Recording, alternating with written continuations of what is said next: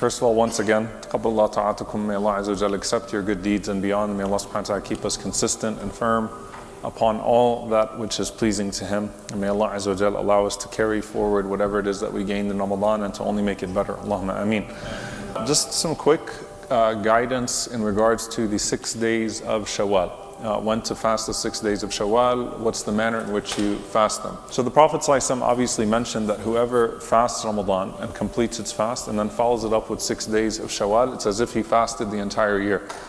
Now, there are two ways to understand this narration. One of them is the way of the majority, which is sitta min Shawwal, means 6 within Shawwal itself. Another understanding is the understanding of Imam Malik rahimahullah ta'ala, that sitta min Shawwal means starting from Shawwal onwards, because al-hasanatu bi'ashri amthaliha, a good deed is multiplied by 10. And so, according to that understanding, that would mean that any 6 days throughout the year outside of Ramadan would technically achieve that reward, because every deed is multiplied by 10. So if you fast 1 month, it's multiplied by 10 months. 6 days means 2 months essentially of fasting. Okay, so that's a minor opinion as to how to understand that hadith, but just to kind of give you the range of opinions here. So first and foremost, is there 6 in Shawwal itself, or is it 6 starting from Shawwal? So the majority of the ulama understood that there is something limited in blessing in terms of the time frame itself to fasting within Shawwal itself. Now, if you have days to make up from Ramadan, do you make up the days from Ramadan first, or do you fast the 6 days of Shawwal first, or do you combine the intentions of the of the days that you're making up as well as the 6 days? Again, there's a difference of opinion here. Some of the scholars said that the hadith mentions completing the fasting of Ramadan. Whoever fasts Ramadan and completes it. And so the argument would be that if a person has days to make up, they technically have not yet completed Ramadan, and therefore they should prioritize making up those days first, and then they would fast the 6 days of Shawwal. Another group of scholars, they said that the make-up days of Ramadan are for the year, whereas the 6 days of Shawwal are limited to a time frame which is of the month of Shawwal itself. And they used the evidence from Aisha radiallahu ta'ala anha that she was making up fasts from the previous Ramadan in the Sha'ban of the year that follows, meaning she was still making up some of her fasts from Ramadan in the month before the Ramadan after, 11 months later. And in that, they deduced that there is no way that our mother Aisha radiallahu anha and others like her would have skipped the virtue of such days, or understood that they were doing something that was wrong by delaying the days in such a fashion.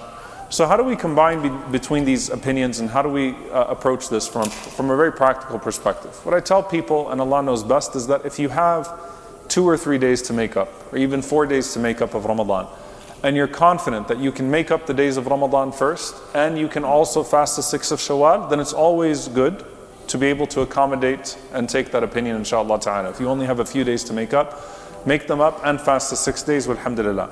However, if you have many days to make up and you don't think that you're going to be able to do both those as well as the 6 days of Shawwal, the majority of the scholars would say that because there's a limited time frame of the 6 of Shawwal, then you can fast the 6 of Shawwal first, and you can make those days up, inshallah ta'ala, throughout the year.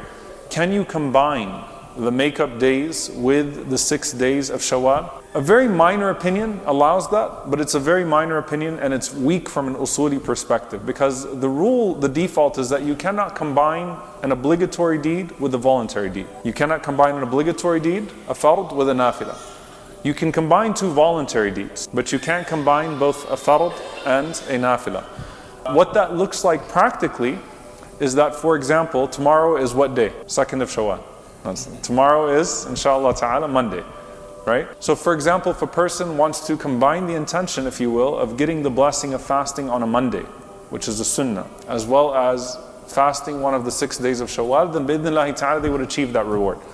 If a person says that I'm going to fast my 6 days of Shawwal and use the opportunity to gain the habit of fasting Mondays and Thursdays, or the middle 3 days of the month, being the 13th, 14th, and 15th of the Islamic calendar, alhamdulillah, that is khair as well. So a person can space out all of their 6 days and say, I'll take the first 6 of the Mondays and Thursdays, or I'll take a Monday, Thursday, a Monday, and then I'll do 3 days and knock them out that way, and I'll get the blessing that way.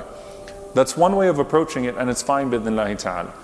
Some of the scholars preferred that the 6 days of Shawwal should be fasted as quickly as possible. They put preference that basically right after the day of Eid, you should try your best to fast all of them as quickly as possible, because obviously as time goes on, we know how things slip. I think most people can remember a Shawwal where they had 1 or 2 days to make up, and then they just realized that the month is going to end, and then they found themselves in a difficult situation practically. Okay? So all of that to say that I would approach it one of 2 ways. Either try your best to fast them as soon as possible, or try your best to use them to gain the habit of fasting some of the Sunnah days that you intend to fast bi'idhnillahi ta'ala after the month of Shawwal as well, being Mondays and Thursdays or the middle 3 days of the month. But it should be one of those 2 approaches, inshallah ta'ala. And of course, tomorrow offers us an opportunity to combine both, because it is a Monday, as well as, inshallah ta'ala, an opportunity to immediately start that habit of Shawwal.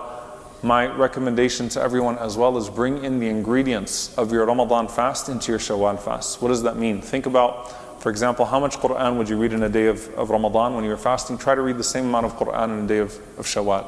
Make that a day, for example, you used to pray Taraweeh every single night. Say, for example, I'm going to pray my Qiyam that night, bi'idhnillahi ta'ala, just to keep some of those same special features of Ramadan infused into the fasting as well, bi'idhnillahi ta'ala.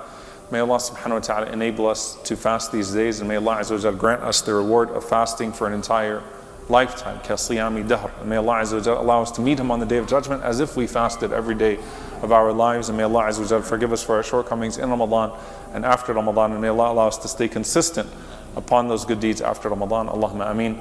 Barakallahu feekum. Once again, Eid Mubarak. Oh, questions? Yeah. Good question. Friday.